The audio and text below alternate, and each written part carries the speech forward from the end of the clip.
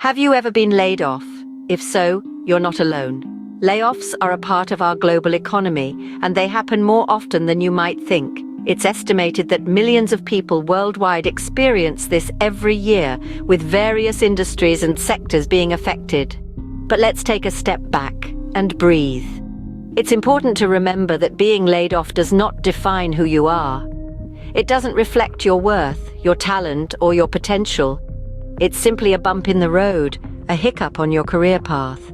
You see, layoffs are often a result of broader economic trends or company decisions that are out of your control. It's not a reflection of your skills, your performance, or your value.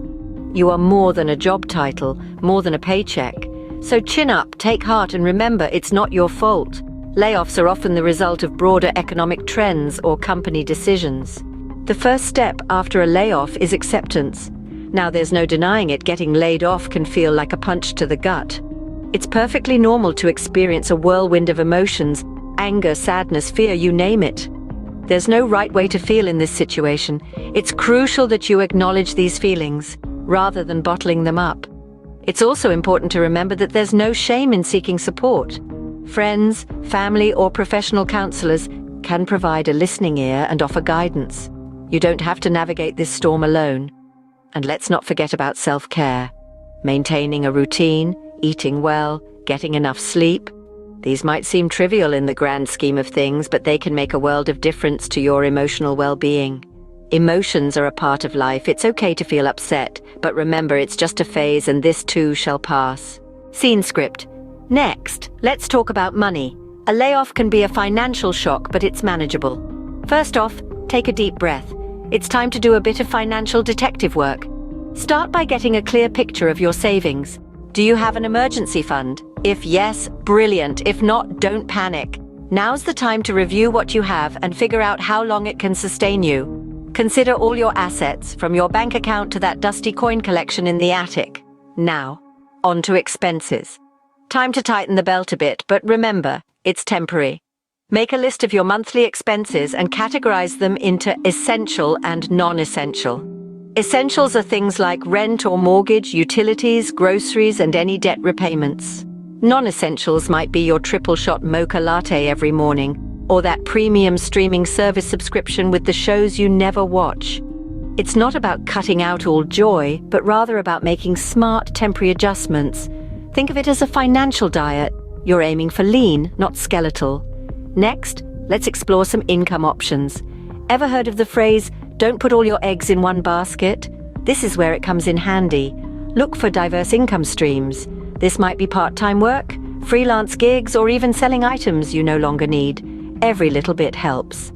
And don't forget about resources available to you. Unemployment benefits can be a lifeline during this time. Yes, there might be paperwork, and yes, it might take time, but it's worth it. Similarly, job placement agencies can be a fantastic resource. They're there to help you find work, and often their services are free. Remember, this is a rough patch, not a life sentence. It's about managing your finances smartly and strategically, and you're not alone. There are plenty of resources out there to help you navigate these choppy financial waters. With careful planning, you can navigate this financial storm and come out on the other side. Now it's time to get back on the horse and start job hunting. Job hunting is like dating. It's all about presenting the best version of yourself and finding a good match. Start with updating your CV. It's your career story. Make sure it's compelling. Highlight your key skills, achievements, and the value you could bring to a potential employer. Next, it's time to sharpen your interview skills. Practice makes perfect, so don't shy away from those mock interviews. Remember, an interview is a two-way street. It's not just about them grilling you, it's your chance to discover if the company is the right fit for you. So prepare insightful questions to ask.